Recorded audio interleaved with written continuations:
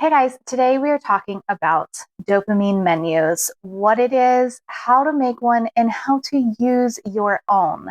I'm sure you have seen tons of Pinterest worthy dopamine menus where they're all decorated pretty and in someone's journal, but I guarantee you that person is probably not using their dopamine menu because it's in their journal. How are you using that? So, we're going to talk today about how to actually use your dopamine menu to keep dopamine flowing to function in your day like a productive person. So, what is a dopamine menu? How do I use a dopamine menu? And how do I make my own dopamine menu? Today, we're talking about that. A dopamine menu is a list of options that you can choose from to keep dopamine flowing in your brain to get started on the tasks or stay focused on tasks that you need to get done throughout the day. It is not a routine. It is not a to-do list. It is not a habit that you need to do every day or train yourself on how to use it. No, it's just a tool that you can have in your ADHD toolbox to pull out whenever you need it. Now, I go through phases of using my dopamine menu multiple times a day. Other days or weeks, I don't look at it at all. So it's just a tool. So, what is dopamine, anyways? Dopamine is the neurotransmitter in your brain that produces motivation, the feeling of I want to do it, also reward and focus and transitioning tasks all get accomplished on a neurological level with dopamine. In ADHD brains, we know that our dopaminergic system does not work as efficiently or as productively as in neurotypical brains.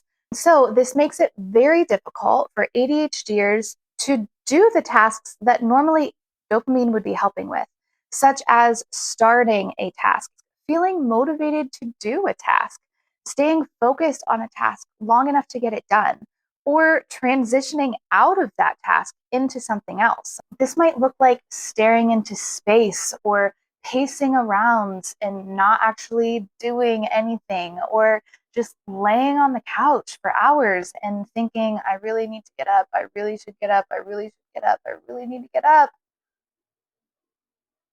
and not getting up. Same thing in bed. Maybe you're in bed for hours in the morning and you really need to get up to start your day, but it's easier to just go back to sleep so you don't get up. ADHD brains also engage in what is commonly known as dopamine seeking behavior. And so this would look like scrolling TikTok endlessly or Facebook reels, shopping on Amazon and just favoriting a whole bunch of stuff, checking your texts impulsively, checking your emails. All of those little things are giving you tiny bits of dopamine, a little sense of satisfaction, a little reward. That's what your brain is craving. The problem is you're wasting your time on stupid stuff that is not adding anything to your life and is not really giving you any substantial amount of dopamine. And here's where a dopamine menu is important. A dopamine menu gives you substantial sources of healthy sources of dopamine to actually give your brain the dopamine that it needs. A dopamine menu is a list of options that you can choose from. Because the thing is, the same things don't give us dopamine every day. What worked for you last week will probably not give you dopamine this week. That's because dopamine wears off. This is why routines and habits also don't work for us. Doing the same thing every day, that is boring as crap. So a menu gives you a list of choices that you can choose from for that day. You use it when you can't focus, when you realize that you're in those dopamine seeking behaviors of scrolling or staring off into space or getting on social media for no apparent reason. You use it when you know that you need to get something done and you just can't get yourself to get up and do it. Pull out your dopamine menu and get yourself started that way. So, what is on a dopamine menu? There's several categories and they're all menu based. So, first you have appetizers, side dishes, entrees, desserts, and specials. 5 categories. We'll talk about each of them. So, appetizers get you started. Some people call these starters. They are easy, simple, quick things that you can do to get dopamine flowing quickly and easily without too much effort. Examples would be sensory experience, movement, sound, or declutter. I'm going to go into each of those categories. So, a sensory experience would be like a cold glass of water, or try fizzy water, or take a shower, or aromatherapy. Aromatherapy would be a scented lotion, or light a candle, spray a perfume, spray an air freshener, wear essential oils, or turn on your essential oil diffuser. Movement. Do sun salutations or yoga pose. I like ragdoll pose because it gets the blood flowing into my brain. Try doing 5 jumping jacks. Or if you can't even start with something like that, start smaller, like pumping your ankles, squeezing your knees, and then bending your knees, raising your arms up over your head and twisting your wrists and working your fingers. Just a little bit of body movement might get you unstuck from the couch. Use sound. Listen to music. This could be any range from soft jazz piano to screamo hard rock, Disney hits, or just your favorite playlist of choice. It can be anything. Turn on a podcast, an audiobook, or a YouTube video. Declutter. Sometimes we can't get started on something because there is just way too much happening around us. Everywhere we look, we're overstimulated. So sometimes just tidying up your space, take 5 minutes and put away stuff will clear your mind so much to get you started and do the thing that you need to do. Declutter your brain with a brain dump or a thought download. Just grab a notebook, a pen, a piece of paper, do it on your phone. Just write down every single thought that you can possibly think of is a great way to declutter your brain enough to really actually be able to think about what needs to get done. Or even more simply, just make a to-do list and then prioritize that to-do list based on what actually needs to get done and what could wait. Color code it, make it pretty, whatever you need to do. That's a great way to get started. All of those are appetizers. Side dishes. Sides are something that you can do in tandem with something else. So I really need to clean the bathroom. So a side dish is something that I can do to keep dopamine flowing while I clean the bathroom. These are things like a sound machine. If it's an audio cue to me that it's time to sit still and work, just listening to music, listening to a podcast, get a good drink or a snack bowl. Sometimes I just create a whole bowl of random snacks, just candies and fruit and protein and crackers and whatever all I want to throw in there. And I will just snack on that all afternoon while I do whatever I need to be doing. Same thing with a good drink, light a candle, or another might be to do it outside. If you need to get a bunch of paperwork done or just respond to emails, could you go outside and do that? Or could you do it while walking? If it's just a matter of responding to texts or brainstorming, could you do that while taking a walk? One tip that I will give you is to try to always have earbuds on you. I have earbuds in my pocket at all times. I have them right here. These are very small, discreet, cheap on Amazon. These were 20 something bucks, skin colored, very tiny. I can wear these discreetly anytime I feel that I need to regulate dopamine, but I'm in a setting where it's not really appropriate to be doing that. I can slip these in my ears and regulate my dopamine levels in any setting that I'm in. I always try to keep these in my pocket. I'll do another video on how I manage to remember to have these in my pocket every day. We'll do a different video on that. Entrees. Entrees are the main course of dopamine. These are larger tasks. They're a little more time consuming. They take a little more effort, but they're going to give you vast amounts of dopamine that will last over a period of time. Examples of entrees would be going for a run or doing a heavy workout or doing a yoga session. Science even shows that these things will increase the amount of dopamine in your brain for a sustained period of time. Then some people do what is called dopamine surfing. After you've done a workout or gone for a run, then you can surf on those higher levels of dopamine and get other things done. Other examples of a dopamine entree would be to drive around the neighborhood and look at houses, or do an art project or a crochet project or latch hook. I'm an artsy person, so those are on my list. Maybe go to a pool, go shopping, go to the park, lay in a hammock, or create a perfect little reading nook and read for a while. All of those things will create larger amounts of dopamine. You'll have to create your own list of entrees for what things will work for you. My biggest go to is to go for a run. I go for a run almost every day when I get home from work, or if I just feel dysregulated, or if I need to get myself moving on a weekend. I will go for a run. It's my go to. Come up with your own go to. I will create a video someday on running. Desserts. Desserts are a way for you to rest and relax and just indulge in whatever makes you happy. The problem is that we forget what makes us happy. ADHD is very strongly associated with depression. I believe one of the reasons this is because we burn through hobbies like fire and kindling.